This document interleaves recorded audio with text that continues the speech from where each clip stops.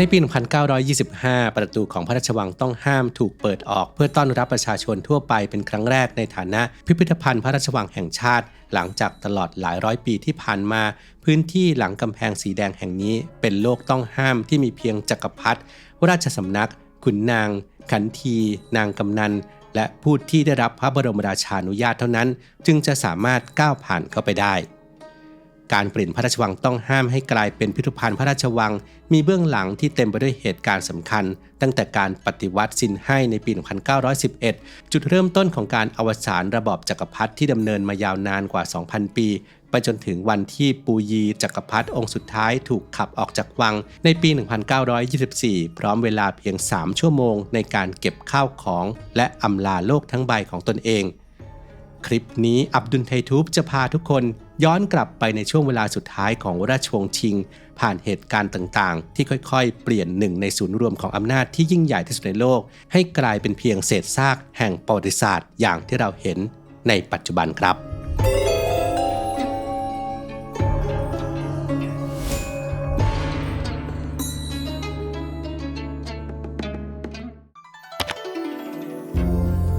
นับตั้งแต่ราชสำนักหมิงภายใต้จักรพรรดิหยงเล่อย้ายศูนย์กลางอำนาจเข้าสู่วังต้องห้ามในช่วงต้นคริสตศตวรรษที่ 15 จนถึงจักรพรรดิองค์สุดท้ายปูยีที่นี่คือศูนย์รวมของอำนาจอันโอ้อาที่สุดแห่งหนึ่งของโลกมายาวนานเกือบ 500 ปีและหลังกำแพงสีแดงอันน่าเกรงขามของพระราชวังแห่งนี้เคยเต็มไปด้วยเรื่องราวน่าเหลือเชื่อตั้งแต่สมบัติล้ำค่าของราชสำนักกว่า 1 ล้านชิ้นไปจนถึงคำสั่งลงโทษและชะตากรรมของผู้คนมากมายที่ถูกตัดสินจากอำนาจเบื้องหลังบัลลังก์แต่แล้วอำนาจสูงสุดนี้ก็เริ่มสั่นคลอนเมื่อกระแสปฏิวัติที่สะสมมานานในกองทัพรัฐบาลและชนชั้นนำจำนวนมากทำให้ผู้คนเริ่มไม่ยอมรับระบอบจักรพรรดิอีกต่อไปประกอบกับในช่วงปลายราชวงศ์ชิงจีนอ่อนแออย่างหนักทั้งจากปัญหาภายในและแรงกดดันจากต่างชาติเช่นสงครามฟินการสูญเสียอำนาจอธิปไตยบางส่วนและความพ่ายแพ้ในสงครามจีนญี่ปุ่นค.ศ. 1894 ถึง 1895 สิ่งเหล่านี้ทำให้คนจีนจำนวนมากเริ่มมองว่าราชวงศ์ชิงไม่อาจปกป้องประเทศได้อีกแล้วจุดแตกหักเกิดขึ้นในปี 1911 เมื่อการปฏิวัติซินไห่ปะทุขึ้นหลายมณฑลประกาศแยกตัวจากราชสำนักชิงจนกระทั่งวันที่ 12 กุมภาพันธ์ ปี 1912 ปูยีจักรพรรดิองค์สุดท้ายของราชวงศ์ชิงซึ่งขณะนั้นมีพระชนมายุราว 6 พรรษาถูกบังคับให้สละราชบัลลังก์ภายใต้ข้อตกลงกับฝ่ายสาธารณรัฐหยวนซื่อไข่และแม้ว่าจักรพรรดิปูยีอาจไม่เข้าใจความหมายของสถานการณ์ที่เกิดขึ้นนี้แต่การสละราชบัลลังก์ของพระองค์ถือเป็นจุดสิ้นสุดของการปกครองแบบจักรวรรดิที่ดำเนินมายาวนานกว่า 2,000 ปีและเป็นจุดเริ่มต้นของยุคสาธารณรัฐจีนอย่างไรก็ตามเพื่อหลีกเลี่ยงสงครามกลางเมืองที่อาจปะทุขึ้นจากกลุ่มผู้ภักดีต่อสถาบันฝ่ายปฏิวัติจึงมอบเงื่อนไขพิเศษบางอย่างให้แก่ราชวงศ์ชิงเช่นปูยียังสามารถพำนักอยู่ในพระราชวังต้องห้ามและถูกเรียกว่าจักรพรรดิต่อไปมีคนหมอบกราบมีขันทีรับใช้มีพระสนมพิธีการราวกับราชวงศ์ชิงยังคงดำรงอยู่แตกต่างจากโลกภายนอกกำแพงวังที่ระบอบจักรพรรดิได้กลายเป็นอดีตจีนกลายเป็นสาธารณรัฐที่กำลังสั่นคลอนอยู่ท่ามกลางอำนาจของนายพลขุนศึกและนักการเมืองช่วงเวลานี้ปูยีเปรียบเสมือนเป็นจักรพรรดิไร้จักรวรรดิเพราะคำสั่งของเขาไม่อาจข้ามกำแพงวังไปเปลี่ยนชะตาของจีนได้อีกต่อไป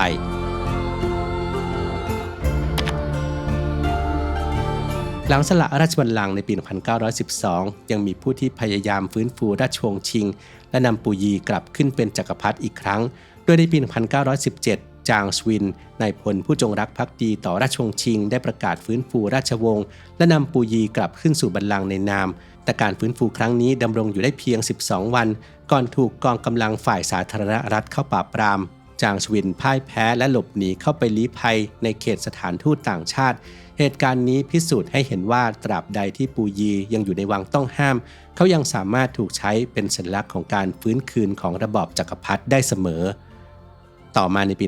1924 เกิดรัฐประหารในกรุงปักกิ่งโดยเฟิงอี้เสียงขุนศึกที่มีแนวคิดต่อต้านราชวงศ์มองว่าการปล่อยให้ปูยีและเหล่าราชวงศ์อาศัยอยู่ในวังหลวงโดยได้รับสิทธิพิเศษถือเป็นภัยคุกคามและสร้างภาระทางการเงินจึงสั่งการให้ลู่จงหลินนำกำลังทหารเข้าปิดล้อมพระราชวังต้องห้าม พร้อมบังคับให้ปูยีลงนามสละฐานันดรศักดิ์จักรพรรดิเป็นสามัญชนและย้ายออกจากพระราชวังต้องห้ามโดยทหารให้เวลาปูยีและครอบครัวเก็บข้าวของและย้ายออกจากวังภายในเวลาเพียง3 ชั่วโมงเท่านั้นตามที่ปูยีเล่าในอัตชีวประวัติเมื่อกองทหารฝ่ายสาธารณรัฐเข้ามาแจ้งว่าเขามีเวลา3 ชั่วโมงเขากำลังกินแอปเปิลอยู่ในเวลา 9 โมงเช้าและมีเรื่องเล่าว่าหลังปูยีถูกบังคับให้ออกจากนครต้องห้ามมีพระสนมอาวุโสของจักรพรรดิรุ่นก่อนที่ไม่ยอมออกจากวังง่ายๆถึงขั้นมีข่าวว่าพวกนางขู่ว่าจะตายอยู่ในวังมากกว่ายอมจากไปเจ้าหน้าที่ต้องพยายามให้ปูยีช่วยเกลี้ยกล่อมแต่ในช่วงแรกก็ไม่สำเร็จกว่าพระสนมอาวุโสเหล่านี้จะย้ายออกจากนครต้องห้ามก็ต้องใช้เวลาเกือบ2 สัปดาห์หนังสือพิมพ์จีนในเวลานั้นรายงานว่าการขับไล่ราชวงศ์ชิงออกจากพระราชวังต้องห้ามไม่ได้จบลงทันทีเมื่อปูยีออกจากวังเพราะพระสนมอาวุโสของจักรพรรดิรุ่นก่อนบางพระองค์ยังไม่ยอมจากไปอย่างไรก็ตามเอกสารทางการของพิพิธภัณฑ์พระราชวังระบุว่าช่วงเวลาประมาณ3 โมงปูยีพร้อมภรรยาและพระสนมถูกพาออกจากพระราชวังด้วยรถยนต์5 คันผ่านทางประตูเซินอูเหมินและย้ายไปพำนักที่ตำหนักเจ้าชายตำแหน่งคุณณกรุงปักกิ่งประเทศจีนปิดตำนานโอรสแห่งสวรรค์และปิดฉากราชสำนักจำลองในพระราชวังต้องห้ามอย่างแท้จริง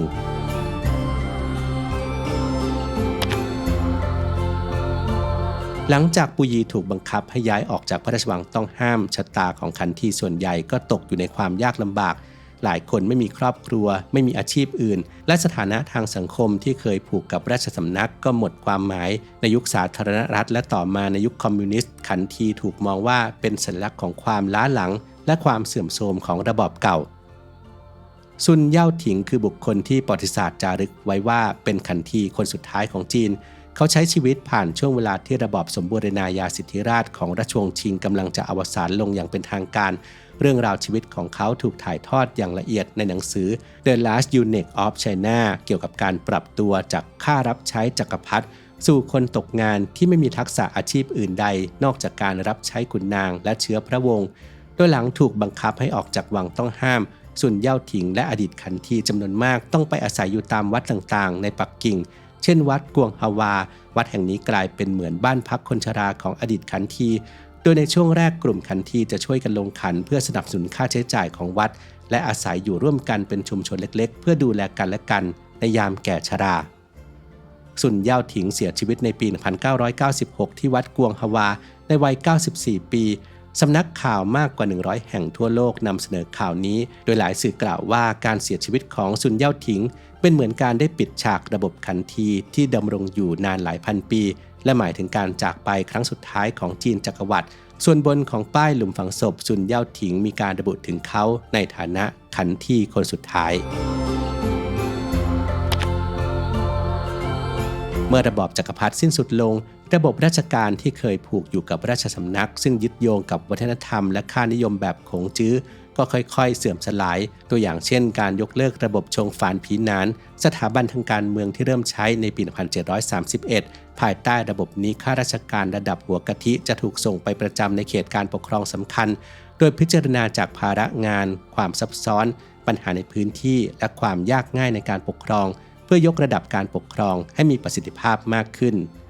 หลังจากนั้นจีนนำหลักการของสาธารณรัฐแบบตะวันตกมาใช้โดยหันไปใช้การศึกษาแบบใหม่ความรู้ด้านกฎหมายการทหารวิศวกรรมการบริหารและภาษาต่างประเทศแทนการวัดความสามารถจากคัมภีร์ขงจื้อเป็นหลักและพยายามนำเอาหลักการของสาธารณรัฐแบบตะวันตกที่มีประธานาธิบดีเป็นผู้นำสูงสุดมาปกครองประเทศแม้ว่าระบบสาธารณรัฐจะยังไม่ได้ถูกนำมาใช้จริงอย่างเต็มที่ในช่วงปีแรกๆของสาธารณรัฐจีนแต่คุณค่าของประชาธิปไตยและสาธารณรัฐก็ได้แทรกซึมเป็นวงกว้างโดยเฉพาะในหมู่ปัญญาชนและคนรุ่นใหม่กระแสเหล่านี้ปรากฏเด่นชัดในขบวนการ 4 พฤษภาคมที่นักศึกษาราว 3,000 คนเดินขบวนประท้วงที่จัตุรัสเทียนอันเหมินเพื่อต่อต้านสนธิสัญญาขายชาติและจักรวรรดินิยมโดยเชื่อว่าทางรอดเดียวที่จะทำให้ประเทศพ้นจากความล้าหลังคือการนำมิสเตอร์ไซน์วิทยาศาสตร์และมิสเตอร์เดโมแครซีประชาธิปไตยมาพัฒนาชาติ หลังจากการก่อรัฐประหารปักกิ่งในปี